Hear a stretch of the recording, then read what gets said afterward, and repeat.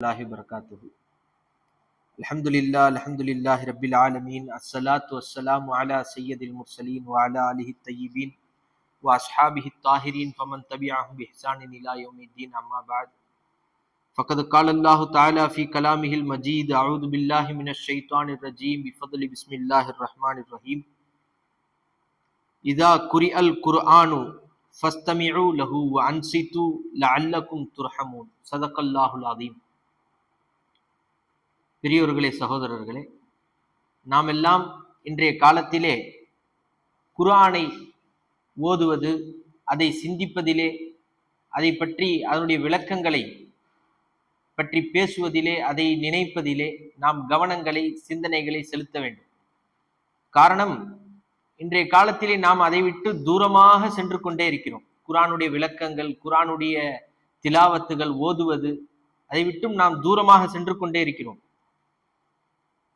சூஃபியாக்கள் சொல்கிறார்கள், ஹாலித் இப்னு அப்துல் கரீம் ரஹிமஹுல்லா அவர்கள் சொல்லக்கூடிய ஒரு வார்த்தை, இன்ன ஃபஹ்மல் குர்ஆனி, குர்ஆனுடைய விளக்கம் இருக்கிறதே, வ ததப்புருஹு, மேலும் அதை சிந்திப்பது, ஆழ்ந்து சிந்திப்பது இருக்கிறதே, மவாஹிபுன் மினல் கரீமில் வஹாபி, அல்லாஹுடைய புறத்திலிருந்து பெரிய அருட்கொடை. அதான் நாம பெரிய பெரிய அருட்கொடை, அல்லாஹுடைய கிஃப்ட்னு நாம நினைக்கிறது, நாம் பொருளாதாரங்களையும் வீடு வாசல்களையும் தான் கிஃப்ட்னு நினைக்கிறோம். ஆனா அல்லாஹுடைய குர்ஆனுடைய விளக்கம் இருக்குதே, அல்லாஹுடைய பேச்சுடைய அந்த விளக்கம் இருக்குதே, அதனுடைய தொடர்பு இருக்குதே, அதுதான் பெரிய அருட்கொடை, அதுதான் பெரிய கிஃப்ட், அல்லாஹுடைய பெரிய கிஃப்ட். அதான் அல்லாஹ் தஆலா யாருக்கு தெரியுமா கொடுக்குறான்? யுஅதீஹா லிமன் ஸதக ஃபீ தலபிஹா, அதை உண்மையாக தேடக்கூடியவர்களுக்கு அல்லாஹ் தஆலா அந்த குர்ஆனுடைய விளக்கத்தை தருகிறான் என்று சொல்கிறார். இந்த குர்ஆன் நமக்கு எவ்வளவு விஷயத்தை தருது. ராஹத்துன் லில் குலூப், உள்ளத்திற்கு ராஹத், அமைதியை தருது. தத்துவ இத்துமினான தருது, அமைதியை தருது. இன்னைக்கு உலகத்துல அதான இல்ல, அமைதி இல்லை.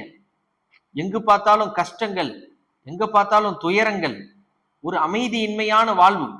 இந்த அமைதி வேணும்னு சொன்னா நம்ம கண்டிப்பாக குர்ஆனை நாம் கையாள வேண்டும், குர்ஆனை சிந்திக்க வேண்டும். நமக்காக இறக்கப்பட்டது குர்ஆன்.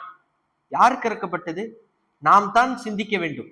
இந்த குர்ஆனுடைய விளக்கம் இல்லாமல் அல்லாஹ் தஆலா நமக்கு மரணத்தை தந்துவிடக் கூடாது. ஒவ்வொரு வசனத்தையும் நாம் படித்து அதை உண்மையான முறையில விளங்க வேண்டும். நாம் நம்முடைய இஷ்டத்தின் பிரகாரம் விளங்கிவிடக் கூடாது. அல்லாஹும் ரசூலும் எந்த நோக்கத்தில் அந்த குர்ஆனை நமக்கு இறக்கினார்களோ அந்த நோக்கத்தின் பிரகாரம் நாம் விளங்க வேண்டும் என்று சொன்னால், அதை அறிந்தவர்கள், அறிந்த மகான்கள், இமாம்கள், தாபியன்கள், தபஅ தாபியன்கள் என்று அல்லாஹ் தஆலா அனுப்பி கொண்டே இருக்கிறான். அவர்களுடைய விளக்கங்கள், அவர்களுடைய தஃப்சீர்கள் அனைத்தையும் வைத்து அந்த குர்ஆனுடைய ஒவ்வொரு ஆயத்தையும் நாம் விளங்குவதற்கு முயற்சி செய்ய வேண்டும். அல்லாஹ் தஆலா தான் தௌஃபீக் செய்ய வேண்டும். மேலும் இந்த குர்ஆனுடைய சிறப்புகள் என்ன? எக்கச்சக்கமாக இருக்கிறது. நூறுன் வ ஹிதாயத்துன், அல்லாஹ் தஆலா குர்ஆன்ல சொல்றான். நூர், இந்த உலகத்துல ஒளி குர்ஆன் தான். முகத்துல ஒளி வேணுமா? குர்ஆனை ஓதுங்க, குர்ஆனை பத்தி சிந்திங்க. முகத்திலும் அகத்திலும் முகத்திலும் எல்லாமே ஒளிமயமா மாறிடும் நமக்கு. ஒல் ஹிதாயத், நமக்கு நேர்வழியா தான். யஹ்தி பிஹில்லாஹு மன் யஷா, அல்லாஹ் தஆலா அந்த குர்ஆனை கொண்டு யாரை நாடுகிறானோ அவர்களுக்கு அல்லாஹ் தஆலா இந்த குர்ஆனை கொண்டு நமக்கு நேர்வழி தருவதாக எல்லாம் குர்ஆனிலே குறிப்பிட்டு காட்டுகிறான். இந்த குர்ஆனை கையில மாணிக்கத்தை வச்சுட்டு நம்ம யூஸ் பண்ணாம இருக்கிறோம், பயன்படுத்தாம இருக்கிறோம். கண்டிப்பாக அந்த குர்ஆனை பயன்படுத்த வேண்டும், புழங்க வேண்டும். நாம் செய்யக்கூடிய பாவங்களுக்கு பரிகாரம் அந்த குர்ஆன் தான். கஃபாரத்துன் லிஸுனூப், பாவங்களுக்கு பரிகாரமாக அந்த குர்ஆனை ஓதுவது, சிந்திப்பது. இந்த பாருங்க, இப்படிப்பட்ட ஒரு கிதாப் எங்கேயுமே இருக்காது. பார்த்தால் இபாதத், அதை பார்த்தாலே இபாதத், அதை ஓதினால் இபாதத், வணக்கம், நன்மையை அள்ளி தரக்கூடியது. ஒரு ஹர்ஃபுக்கு அல்லாஹ் 10 நன்மை தருகிறேன் என்று அல்லாஹ் தஆலா சொல்லி காட்டுகிறான். ஹஜ்ரத் ரசூலுல்லாஹி ஸல்லல்லாஹு அலைஹி வஸல்லம் அவர்கள் கூட சொல்லுவார்கள், மன் கரா ஹர்ஃபன் மின் கிதாபில்லாஹ், அல்லாஹ்வுடைய வேதத்திலிருந்து யார் ஒரு ஹர்ஃபை படிப்பாரோ, ஓதுவாரோ, அவருக்கு 10 நன்மைகள் என்று ஹஜ்ரத் ரசூலுல்லாஹி ஸல்லல்லாஹு அலைஹி வஸல்லம் அவர்கள் சொல்கிறார். மேலும் இந்த குர்ஆன் எந்த அளவுக்கு நமக்கு உறுதுணையா நிற்க தெரியுமா? ஷஃபாஅத்துன் யௌமல் கியாமா, கியாமத்துடைய நாள்ல நமக்கு பரிந்துரை செய்யும் இந்த குர்ஆன். இந்த குர்ஆனை நாம் விட்டுவிட்டு நம்மை இப்போது பார்த்துவிட்டு ஓடிவிடக்கூடியவர்களை நாம் அவர்களை பின்தொடர்வதற்கு, அவர்களை பிரியப்படுவதற்கு நாம் ஆசைப்படுகிறோம். எல்லாம் இன்னைக்கு இருக்கும், நாளைக்கு போயிடும். எல்லாம் சில நேரங்கள் இருப்பார்கள், சில நேரங்கள் நம்மை விட்டு விரண்டு சென்று விடுவார்கள். ஆனால் எந்நேரமும் நம்முடன் இருப்பதற்கு நாம் ஒரு ஆளை தேர்ந்தெடுக்க வேண்டும் என்று சொன்னால் குர்ஆன். குர்ஆனுடைய விளக்கம். குர்ஆனுடைய விளக்கம் என்ன செய்யும்? ரிஃபஅத்து தரஜாத், நம்முடைய அந்தஸ்தையும் உயர்த்தி வைக்கும். நம்முடைய அந்தஸ்து, நபிமார்களுடன் இருப்பது, சஹாபாக்களுடன் இருக்கக்கூடிய அந்தஸ்து, தாபீன்களுடன் இருக்கக்கூடிய அந்தஸ்து, வலிமார்களுடன் இருக்கக்கூடிய அந்தஸ்து, இது போன்ற நாம் எந்த அளவிற்கு குர்ஆனுடன் தொடர்புகளை வைத்துக் கொண்டே இருக்கிறோமோ அந்த அளவிற்கு நம்முடைய அந்தஸ்தையும் உயர்த்தி கொண்டே இருக்கும் இந்த குர்ஆன். அந்நூறு ஃபில் கபுரி, எல்லாம் விட்டுட்டு போயிடுவாங்க கபூர்ல. பெற்றோர்கள் நம்ம கபூர்ல வச்சுட்டு போயிடுவாங்க. 3 நாளுக்கு பிறகு மறந்து விடுவாங்க. ஆனா நம்முடைய கபூர்ல நமக்கு ஒளிமயமா வரணும்னு சொன்னா அந்த குர்ஆனை நம்ம பற்றி பிடிச்சிக்கணும். அதனாலதான் இன்றையிலிருந்து இன்ஷா அல்லாஹ் தாலா இந்த தப்சீர், குர்ஆனுடைய விளக்கங்களை ஒவ்வொரு நாளைக்கு ஒவ்வொரு ஆயத்தை நம்ம பார்க்கணும். ஒரு நாளைக்கு ஒரு ஆயத்து, ஒரு ஆயத்துல அல்லாஹ் தாலா என்ன சொல்றான், அதன் மூலமாக நாம என்ன அமல் செய்ய வேண்டும். உதாரணத்துக்கு சூஃபியாக்கள், மகான்கள் எல்லாம் சொல்லுவாங்க, குர்ஆன் எப்படிப்பட்ட தெரியுமா? குர்ஆனை மனனம் செஞ்சா ஹாஃபில் பட்டம் கிடைக்கும். ஒரு படிப்புல 1 டிகிரி தானே கிடைக்கும், ஆனா குர்ஆன்ல பல டிகிரிகள் கிடைக்கும். குர்ஆனை மனனம் செஞ்சா ஹாஃபில். அதே போல குர்ஆனை அழகான முறையில ஓதுனா காரி என்ற பட்டம் கிடைக்கும். குர்ஆனை கற்றுக் கொடுத்தா உஸ்தாத் என்கிற பட்டம் கிடைக்கும். குர்ஆனுடைய விளக்கங்களை கற்றுக் கொடுத்தா ஆலிம்ங்கிற பட்டம் கிடைக்கும். தானும் கற்று பிறருக்கும் விளக்கி கொடுத்தா ஆலிம்ங்கிற பட்டம் கிடைக்கும். அதே போல அந்த குர்ஆனுடைய ஒவ்வொரு ஆயத்தையும் நம்ம ஷரஹ் செஞ்சா முஃபஸ்ஸிர்ங்கிற பட்டம் கிடைக்கும். அந்த குர்ஆனை கொண்டு பயான் செஞ்சால் ஹத்தீப்ங்கிற பட்டம் கிடைக்கும். பார்த்தீங்களா? பட்டத்துக்காக ஓத சொல்ல, ஆனால் கடைசியாக குர்ஆனை கொண்டு நாம் அமல் செய்தோம் என்று சொன்னார், எந்த அந்த குர்ஆனிலே கற்றோமோ அதை கொண்டு நாம் அமல் செய்தோம் என்று சொன்னால் விலாயத்து கிடைச்சிடும், வலியுல்லாவா இல்லை. அந்த குர்ஆனை கொண்டு தீர்ப்பு அளித்தோம் என்று சொன்னால் காதி என்ற பட்டம் கிடைக்கும். இப்படியே போயிட்டே இருக்கும்.